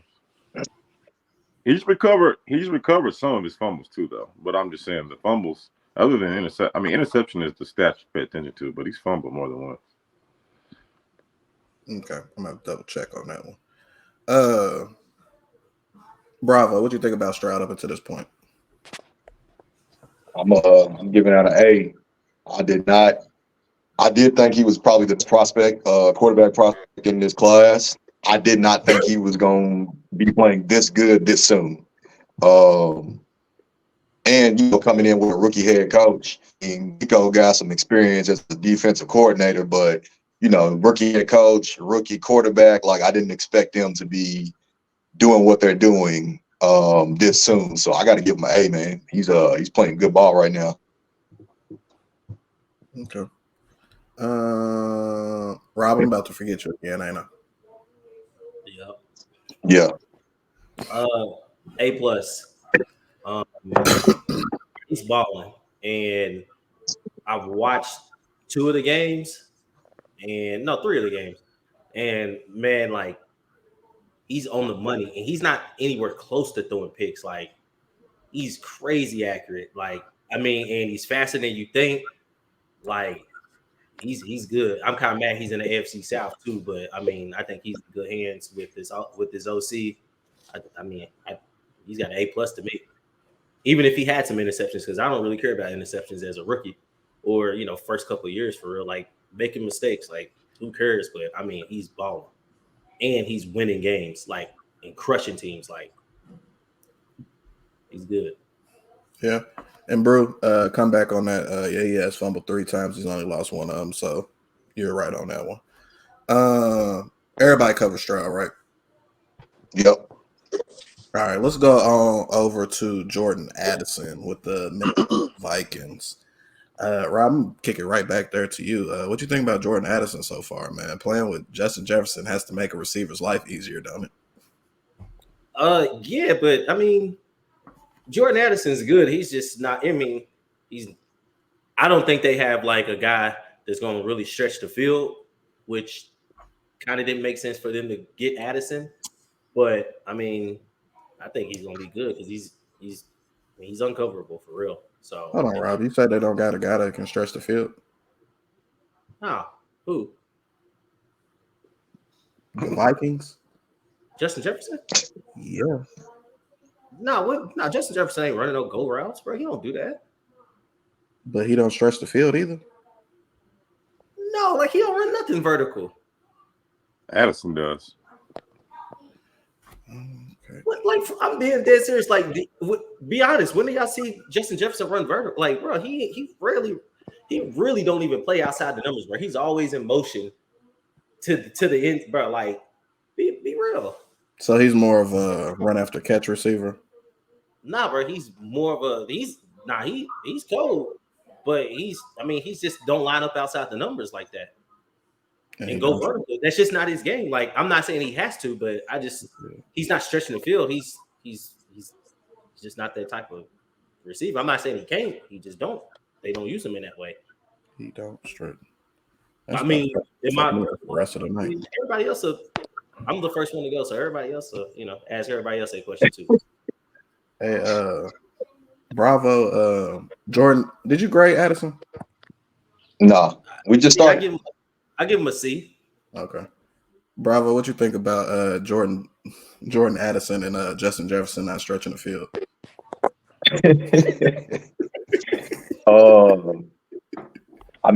Jettas is a monster, man.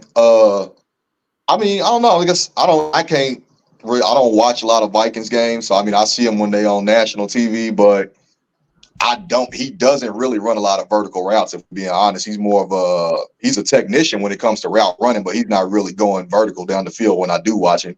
He's just so good at route running that he's open a lot. As for Addison, I think I'm around like that. I'm gonna say like C+ B- range. I think he's good, but I also think a lot of his success is attributed to playing opposite Justin Jefferson. Because he's gonna take a lot of attention, so that gives you an opportunity to be one-on-one So, and he's making the most of his opportunity. So I say C+, B- range for Addison. Okay. Just for this conversation's sake, Jordan Addison is currently at 13 receptions, 185 yards, 2 touchdowns, longest reception 62. Just for conversation's sake as well, Justin Jefferson's longest catch this year is also 52 yards, but he don't stretch the field. Rick, what do you think about Jordan Addison and what you grade him? Y'all crazy, man. I give Jordan Addison a C+. I don't know. He's all right. He's got a couple long touchdowns where he stretched the field, I guess. But he ain't been going crazy. I also don't think Justin Jefferson runs a lot of go routes either. And to me, he's the best receiver in the league. I made that known. But I don't think he's like, when you say stretch the field, I'm thinking like Tyreek Hill and like Randy Moss used to stretch the field. Yeah, like I'm thinking it's like, bro, like Stephon Diggs doesn't stretch the field either, but he's one of the best. Like he don't run a lot of go routes. I'm not saying he's not one of the best. I'm just saying he just. Bro, I'm not saying no. I'm not saying that you are. I'm just saying that they kind of one and the same. They're at the top of the class and receivers, but they don't stretch the field. I think you can differentiate the two. Just because you're one of the best don't mean your pedigree is stretching the field. I don't like Chase don't stretch the field. Whoa. Now that's the one that is. That's who does. I mean, I just watched the man had like 15 receptions. None of them was this year, but Joe Burrow's also hurt. Like he can't throw the ball down the field. He's only had 4 or 5 like passes past 20 yards. It's not his rookie year. He was definitely stretching the field. All right, brothers. I can only speak for me. I'll tell y'all that every day. Taco Addison. I'll give him like a C+. I gotta knock him because when they played the Chargers, he could have won the game. I understand he's a smaller receiver, but you have to catch the ball with your hands. He tries to catch it with his body a lot, I guess, to absorb the hit and make sure he hangs on to the ball. But I won't say he lost in the game, but he could have won on the game against the Chargers. But I give him C+, B-. He's averaging over 14 yards a catch. He's got 2 touchdowns. He's having minimal targets. Like some games he'll get 6. Some last game I think he might have had like 2. He drew like a 40-something yard pass interference, which helped them win that game when they were losing. I give him like C+, B-. I think they're gonna find more ways to use him too because at USC they used him all over the field. He can run pretty much every route. He's a high 4.48 guy, just like Justin Jefferson. So I mean, he can run a go route. I don't think Justin Jefferson stretches the field like that either. He's like more of an intermediate route receiver, makes people miss and goes. I saw Bravo's question, what was the yak on that catch? I was thinking the same thing when you said it. He's one of those guys, he might catch it for 18. You make a person miss, now he's gone for 40, 50. But you don't just see him, Mike Williams, and down the field the whole game. And Mike Williams is not that fast, by the way. So, but yeah, I give him like a B-, C+ range. All right, next person I got coming to the report card, stepping into the class, Jackson Smith and Jigba. I don't know what Pete Carroll's doing with all the celebrity personnel, why they drafted him in the first round, but it seems to be a waste of a pick. I got to give my boy an F up until this point. He got 12 receptions, 20 targets, 62 yards, no touchdowns. Like, hey, I know you're not getting the opportunity, but you're not really producing either when on the field. So, JSN, I'm sorry, my boy. I got to give you an F. Brew, what you think about JSN to this point with Seattle? As Pete would say, who is he? But no, seriously, like you said, you heard all this ranting and raving about him in camp. Same thing with, as you would say, Charbonnet. They're just non-existent. Pete Carroll's going with his guys he's familiar with. I mean, he is getting about 5 targets a game on average, but he's not doing much with them. He's averaging like two receptions a game. I got to go with you. I mean, I don't want to give nobody an F 4 games into the season, but he's definitely at a D for me. All right, bravo. Jackson Smith and Jigba with the Seahawks, man. What you think so far? Oh, he gets an F just off the strength. He plays for Yale, so I'm giving him an F off top. You can move on. Rob, man.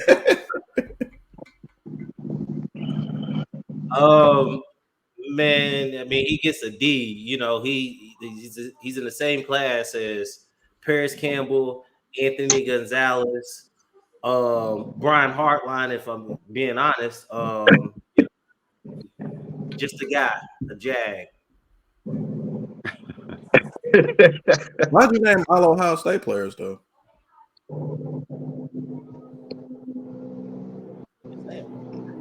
Yeah. Did all those guys play for the Colts? The Jag. That's what I was saying. I thought he was naming all the Colts receivers.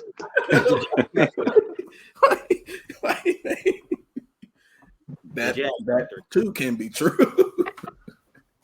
I hate to say it too, man. I thought they told us he was good. They told us he was the best one there.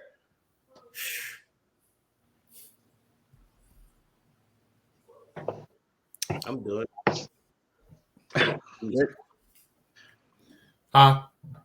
You speak on JSN, man. Yeah, I'm gonna give him incomplete, man. Because that's actually more fair of assessment for me. He hasn't been given the opportunity. I seen a stat where he was like second in the NFL in route separation.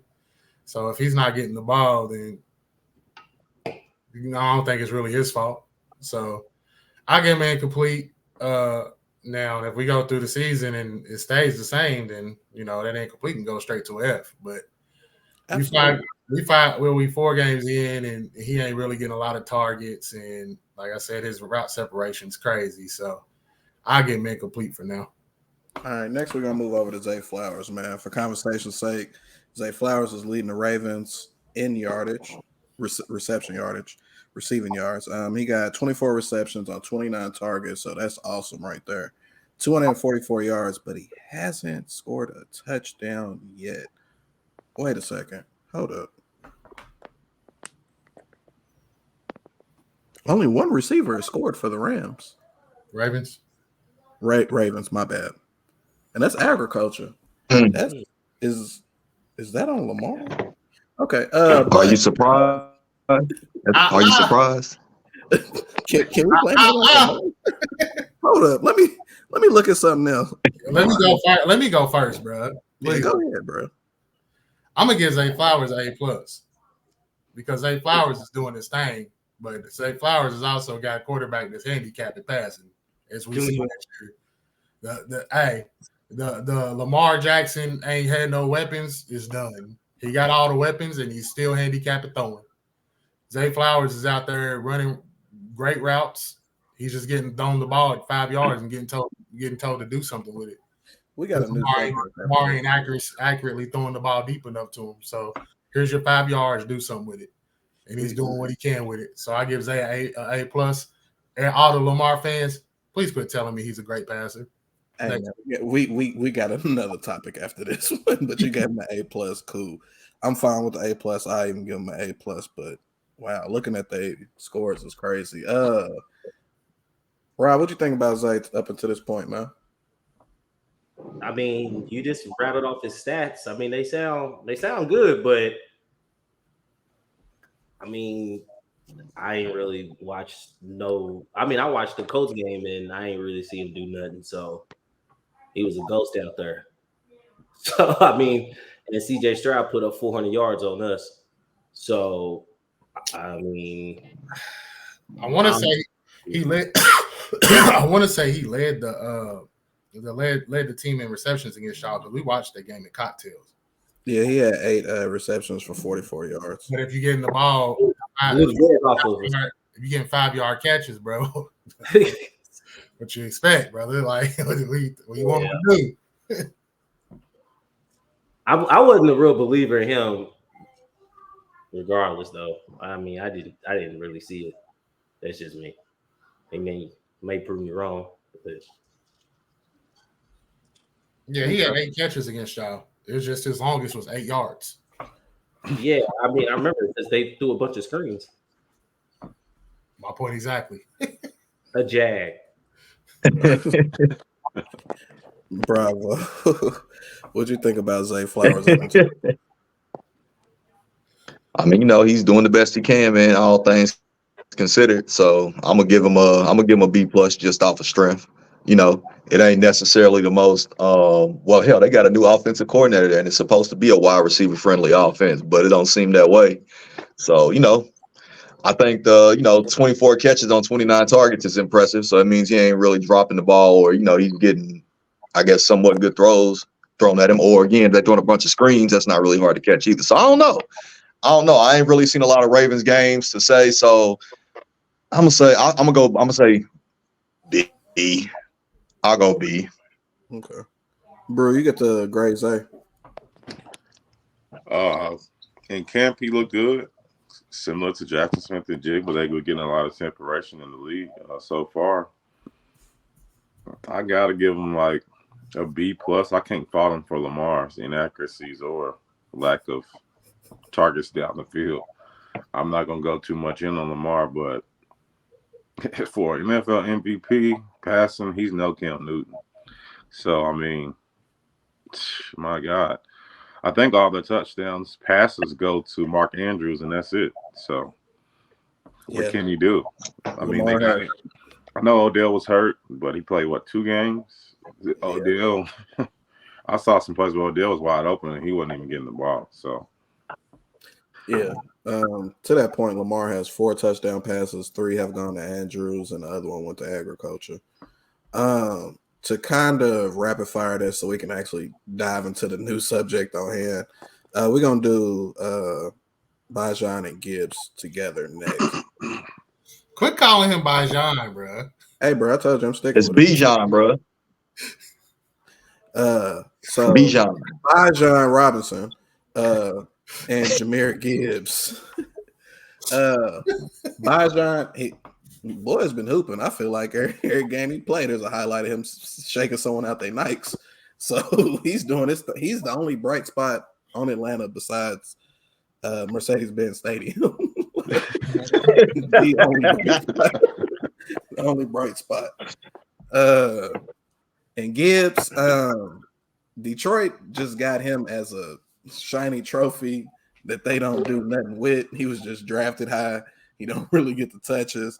Hell, they don't really even throw him the ball like that. I'm really questioning why they drafted him that high for him to be this underutilized. Because drafting him at what was it, 12? 12. They took a running back 12 and don't use him. Like, what is it? Something that's happening in practice where they just don't feel like he's ready? Because I feel like physically he can handle the workload. He honestly can be like an Alvin Kamara. I think he could score more touchdowns to Kamara, but yeah. I just think they easing him in, bro. They didn't sign David Montgomery for no reason. David Montgomery was getting the bulk in Chicago. They're not just gonna sign him and make David Montgomery the hard. Like, they ain't gonna sign David Montgomery to a contract and give him 30% of the snaps to Jahmyr Gibbs 70. I just don't see it happening when David Montgomery was getting 70% in Chicago. Maybe they just wait. But why draft him? To ease him in. Just like they did with Kamara and Mark Ingram. Because that's something different you're gonna have to deal with later on in the season that you ain't got no film on for real. So it kind of sucks for him now, but it may be smart. With a team like that, bro, you got so many offensive weapons, bro, that you don't have to put him into the fire right off the bat. If he got drafted by the Falcons, he would be Bijan. No, I don't know about that. I'm not talking about as far as talent. I'm talking about snap percentage. Nah, I still don't know about that because they still got that other boy back there too. They still got Algier. He a beast. Algier. Yeah, man. So Bijan, I give it A+ too. Gibbs, incomplete because I mean we really ain't got a lot on them besides a few little highlights here and there. Both incredible athletes, by the way. Rob, Bijan and Gibbs, what you think about them two? I mean, I give Bijan an A, and when we seen Gibbs in the Chiefs game, but had a little flash, I give him a B. So I think they both good. Gibbs snap count, it'll go up later in the year, and then I don't know what the Falcons are doing. Maybe Bijan can play, quarterback like or something. So, you think they're gonna bring Wildcat back? They might have to. Nah. Just put him in like straight up, same offense. Because Desmond Ridder stinks. Too sure. Did you grade both of them? Bravo. What you think about the two? Bijan and Gibbs. Bijan A+, and Gibbs I'm gonna have to say incomplete because I ain't seen enough of him to say whether he's this or that. Like, he gets sporadic carries. Honestly, I don't know. I'm not confident that Detroit really knows what to do with him, if I'm being honest. Like, because he's a weapon. Like, I don't know how much of y'all saw of him at Alabama, but like I said a lot of times last year, he was my favorite running back in college. Like, I think he could be special, but he got to get the opportunity to show it. So I'm gonna say incomplete until Detroit figures out what they want to do and get him involved. Because the thing is, like, with his skill set, you can put the slot, so you can have him and Montgomery on the field at the same time if you really wanted to. Like, he's a weapon, bro. But I don't know, man. I'm just frustrated because I got him in another fantasy league and he ain't doing shit. So I'm biased in my opinion on this whole thing, but I give Bijan an A+, man. He's been balling, and I'm gonna give an incomplete to Gibbs because I'm pissed off. Yeah, for noteworthy sake of this particular part, Montgomery has 69 carries for 262 yards, so he's averaging 3.8 yards per rush. Gibbs has 39 carries for 179 yards, and he's averaging 4.6 a touch.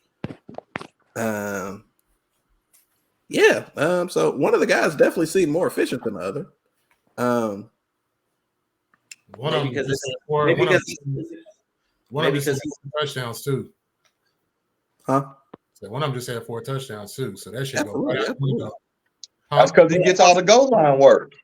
Maybe because they know he can't handle that load. It's the same thing they did with Jamal Williams last year. Like, every time they got to the red zone, they gave him the ball. That's why he had so many touchdowns. Right. It's the same thing.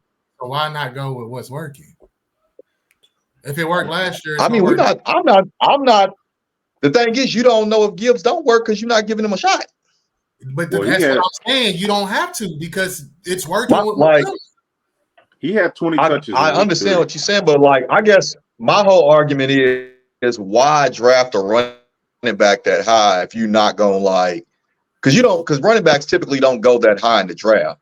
So it's like when you see somebody pick a running back at that spot, you expect them to play. Like, that's not a spot where you take somebody where we're gonna sit and wait. You could have drafted a running back later in the draft, second, third, fourth round if you wanted to sit and wait. You don't take a running back at 12 to have him sit on the bench and wait and see what you got. Well, that's a waste of a pick, in my opinion. Yeah, they could have drafted Charbonnet. Jahmyr Gibbs had 20 touches in week 3. He didn't score a touchdown. So to whoever said we don't know if he don't score touchdowns, he had 20 touches. David Montgomery didn't play. He didn't score a touchdown. David Montgomery came back from a thigh contusion and scored 3 or 4 touchdowns. They didn't pick him up because he's less. He had 39 carries. Okay, I can't do nothing about that, but I also know that David Montgomery scored every week, and he's getting like 80 yards rushing a week. So, they didn't pick David Montgomery up to be because David Montgomery gets the red zone work, bro. Okay, you gonna score touchdowns when you get in the carries in the red zone. Hey, Bravo, do y'all even give Derry that many touches? No. But that goes back to my. That goes. 39 he's not getting 39.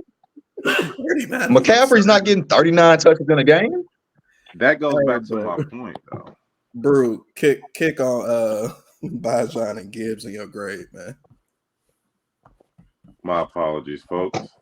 I had a call come through. I was trying to keep on do not disturb, but Bijan, he's definitely getting an A+. that quarterback stinks. Every quarterback they bring in stinks. So for him to be that effective shows his talent, which we saw it, and he's as advertised. Gibbs, I give him a C. I mean, if you get 80 yards rushing with 17 carries, that's good. I mean, that's 5 yards a carry. I mean, they pretty much said him. They stuck to it. He's the DeAndre Swift of the offense, and David Montgomery is my man down in New Orleans. So, I mean, and their coach is a physical, old school type of mantra coach. So he wanted to pound the Packers, big pause.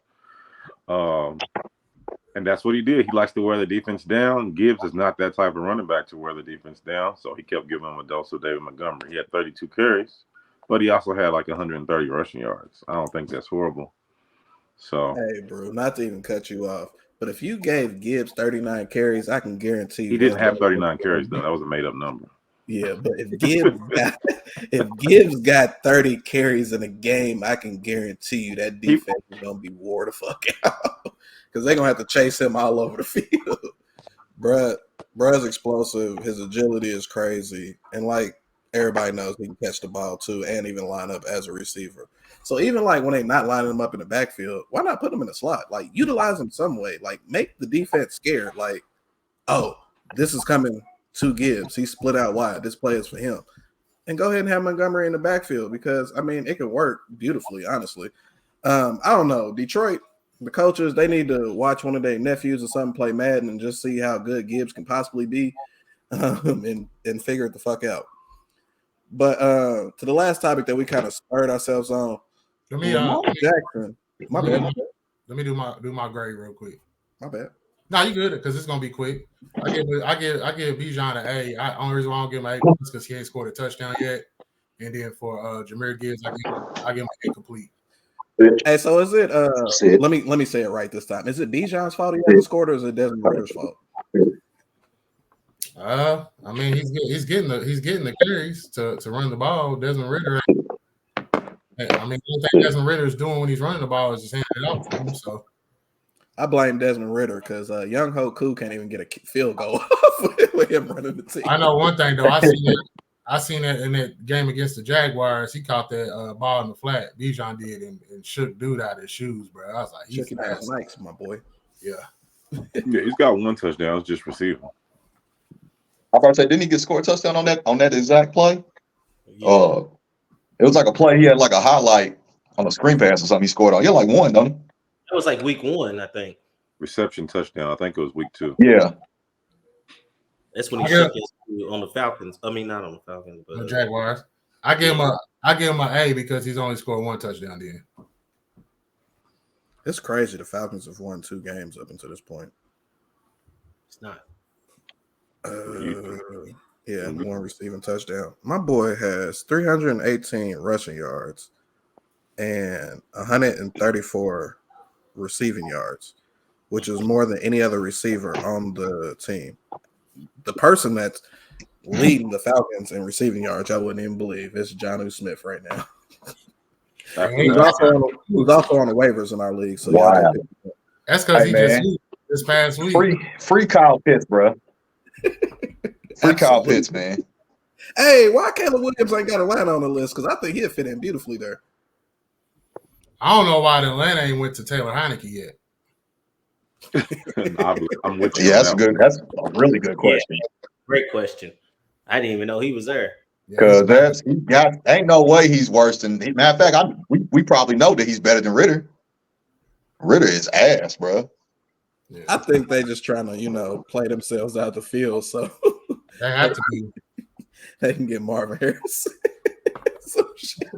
Actually, that would need him. So he can go down there and not do nothing either. I seen something crazy where they were talking about the Bears should trade Justin Fields to the Falcons. The Bears should trade Justin Fields to the Falcons. I mean, should that be the same result? And then he's going to be taken away from Bijan. And I'm saying that's what people on Twitter was talking about. Okay. I mean, he's gonna go there and do nothing, but it's not terrible. I mean, let me look at something else with Ritter. I mean, listen. We done. You know what? I ain't gonna get on my Justin Fields soapbox tonight. Nah, because I'm sure me and Rhea probably agree with you. I know Don don't, but me and Rhea probably in the same boat as you with Justin Fields. Yeah. Why I gotta be Everybody saw him have a good game against a trash team, and it's like, oh my God, Justin Fields is great, bro. He's been trash every game outside of that Broncos game. You ain't said nothing bad about him, bro. Ohio State. He's got 5. I didn't say stuff bad about it. I just gave Jason an F. Bro. I said Justin Fields. You ain't said nothing bad about. And he went to Ohio State. That's why I said. Hold the ball too long. Yeah, but you didn't say he ain't it though. Nah, he ain't it. He ain't it. I gotta see him outside the Bears, bro. Because you have never. That's why I said everybody. No, bro, he's not it. He got 5 wins. That's why I said everybody but you, bro. He's not it. He won in a calendar year, Don. He started all them games. Damn, Elon took over. I seen on Twitter earlier he ain't won since Elon took over Twitter. Don't ever tell me that. Hey, Rib, don't ever tell me that he didn't in the calendar year either. Bro, he ain't won a game in a calendar year, bro.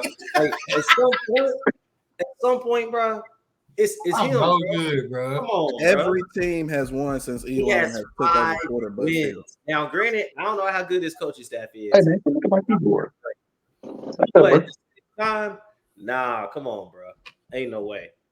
Hey, bro, he absolutely gave away the game last game. I was like, there's no way I seen him losing the game until he did it. He gives away every game. I was like, the Bears is about to get a win, and then Fields happened. I'm like, bruh. And that's crazy because that's his best passing game of his career. We'll get this last topic in, man, since I created this one, man. Get off me. What's up with Lamar, man? There's a rookie outperforming him right now in Stroud, man. But they said Lamar having an MVP type season. Huh? Running the ball. They said Lamar's having an MVP type season. Who said that? We need to bring them on the show. You know how I feel about that day shit, bro. Dan Orlovsky, Ryan Clark, they think Lamar having a crazy MVP type season, bro. Bro, I don't want to hear about Dan Orlovsky evaluating a quarterback, considering the quarterback he was. Nah, he's good at that shit. He is good. I'm looking to keep him. Bro, he dissected the 11 sacks Daniel Jones got and showed why 6 of them's on Daniel Jones. Bro, he's really good at that. He may not be a good quarterback, but he's really good at analyzing. Some quarterbacks are coaches, man. He probably been a decent coach. Let me go ahead and note that one. All right. But Lamar Jackson, 794 passing yards, 220 rushing yards. He has 4 touchdowns, 1 interception, has been sacked 11 times. With these new weapons, Zay Flowers, he still got Andrews, he got Aguilar, he got Odell Beckham, Rashad Bateman. What the fuck has Rashad Bateman been doing, boy? Isaiah Likely, who we all said he can split out wide last year. Is it the offensive coordinator, or can we finally blame Lamar and he's just not that adequate of a passer? Bro, you got to build a different offense around him, which doesn't include passing. We gotta stop blaming everybody, bro. It's the same thing with the Daniel Jones shit when I was taking up for him, bro. We gotta stop blaming everybody. Bro, he got all these weapons, bro, and I was told that Mark Andrews ain't a weapon, but that's still his go-to after they fucking acquired all these weapons. Lamar Jackson's averaging under 200 yards passing a game this year. He's averaging 55 rushing yards, and he has 4 rushing touchdowns and 4 passing touchdowns. Mans is what everybody said Mans is. He's a running quarterback, bro. He's not a true passer. So I'm tired. I don't want to hear it no more. I'm done hearing about it. Yeah, I'm tired of it. They blame the offensive coordinator. They blame the coach. Rick, if you might want to, let me say this real quick. Hold on. I'm gonna name some quarterbacks that got more passing yards than Lamar right now. Hang tight. Kenny Pickett, Josh Dobbs, Geno Smith, Justin Fields, Baker Mayfield, Mac Jones, Jordan Love, Sam Howell, Brock Purdy, Russell Wilson, CJ Stroud, and Tannehill's on his ass with 788. Daniel Jones has 29 less passing yards than him. 29 less. And that's saying something. He has 765. bruh. I mean, his quarterback rating isn't horrible, but let me reorder this and see what he's ranked at here, because that's nuts. Quarterbacks that have more passing touchdowns than Lamar Jackson: Sam Howell, Joshua Dobbs, Geno Smith, Brock Purdy, Mac Jones, Jimmy Garoppolo, C.J. Stroud, Jared Goff, Baker Mayfield, Justin Fields, Jordan Love. I mean, are we going to say Lamar's not it? How many passing touchdowns Lamar got? 4. Lamar has 4 passing touchdowns. Nah, that's Jimmy G hasn't even played every game. And Jimmy G has 5 passing touchdowns. Anthony Richardson got 3. He's missed a full game and Anthony Richardson has played 10 quarters in the NFL. Yeah. I mean, Bro, the thing is, Lamar's QB rating is not going to be low, but the thing is, it wouldn't be this bad if they didn't talk about him every year like he's about to be the MVP because he's just running all over the place. Like, is that what you draft the quarterback to do? Just run the ball? I don't get it, bro. Like, I don't have a problem with Lamar, but he's not Peyton Manning. I'm tired of him being in the MVP race every year. That's annoying. And then they say, "Oh, but he wins games." Yeah, but not in the playoffs. And quarterbacks he's tied with touchdowns: Trevor Lawrence, Kenny Pickett, Dak Prescott, Deshaun Watson, and Zach Wilson. And I've said repeatedly, Trevor Lawrence ain't it. I've had enough. That hurts. I've had enough. What more can you get the man? I don't know what's wrong with that offense. I really don't. All right, Jordan Love's kicking his ass. Because Jordan Love got 901 passing yards and 8 touchdowns. So more passing yards and double the amount of passing touchdowns. Lamar has 8 total touchdowns. That's 4 passing, 4 rushing. Jordan has 8 passing. Hey, bro. Brock Purdy's kicking his ass. Brock Purdy, 1,019 passing yards, 5 touchdowns passing. Hey, you know what's crazy is they're not being mentioned in no MVP race. They doubled up on him on damn near everything besides the rushing yards. Bro, you know what I can't stand?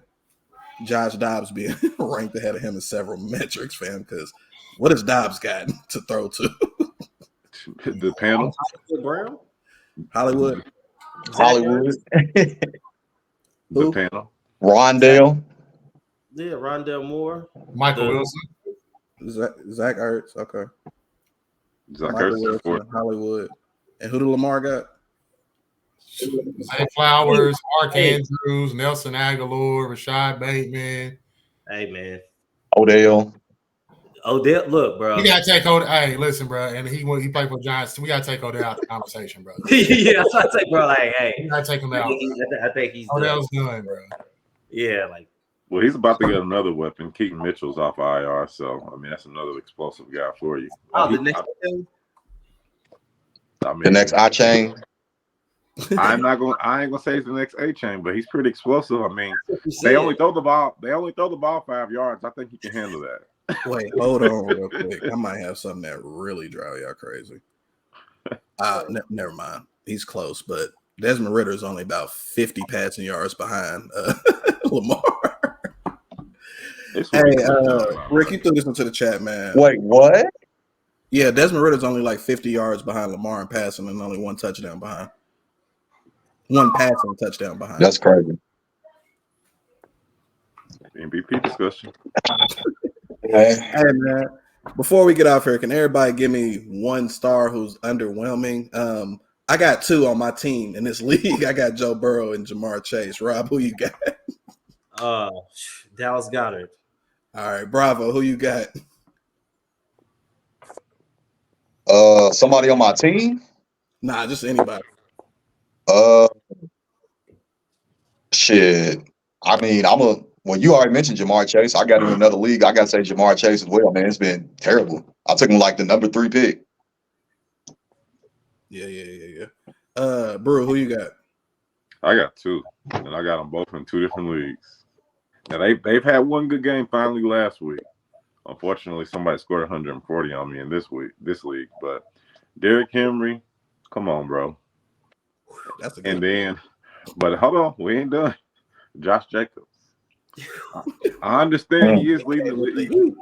He's leading the league in receiving yards from a running back, but come on, bro. People, we didn't draft you to be Eckler. Come on, bro. Let's get in that end zone running the ball, man. And what's crazy is Derrick Henry is still top 10 in rushing right now. Rushing yards. If you get 100 carries, you should. Yeah, he quarterback down, so it don't matter. He's about to turn up. Rick, who you got as an underperforming star, man? Share my whole damn fantasy team. Start. Waddle, Olave, Eckler, Darren Waller. The list goes on, brother. Like, nah, you do got some crazy names for a lineup that scores 50 points. That's crazy. I got on paper, like I said at the beginning of the show, on paper, my lineup looked like it would score about 95 a game, but unfortunately, I'm at 70. Hey, I'm gonna toss another one in there. I'm gonna just go ahead and just throw Mixon in there because I'm pretty sure a lot of people are not happy with the production they're getting out of him in fantasy. Hey, he wouldn't have.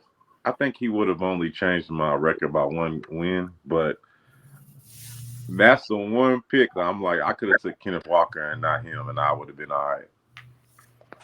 Yes, sir. Well, because Miles Sanders. I know a couple people picked him high, and I try to tell people he wasn't like that. That's true. You know, maybe we should pre-draft.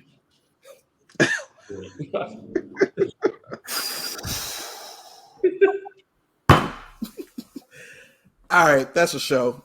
We saw KY Fantasy Podcast. Appreciate everyone for listening. Everyone that tuned into the live. Like, comment, share. We ain't on YouTube, so you ain't got to subscribe to shit yet. But if y'all fuck with us, y'all fuck with us. If y'all have any questions, anything y'all want to bring up, hit us on the Twitter. Hit us inside the Beyond the Game group. Nephew Q, appreciate the platform. Everyone who hopped off the live, yeah, fuck you. We're going to be back. I want to try to get a few of y'all to hop on the live, like maybe on like Sunday mornings before the games to pilot it, see if we can help some people set their lineup so, you know, fuck them over for the week because, you know, we can only be right or we can be very wrong. There ain't no in between in fantasy for real. But we saw KY Fantasy Podcast out. I got Rob, I got Bravo, I got Brew, I got Rick, and it's your boy Don, and we out. Is there... My boy Don went crazy at the end.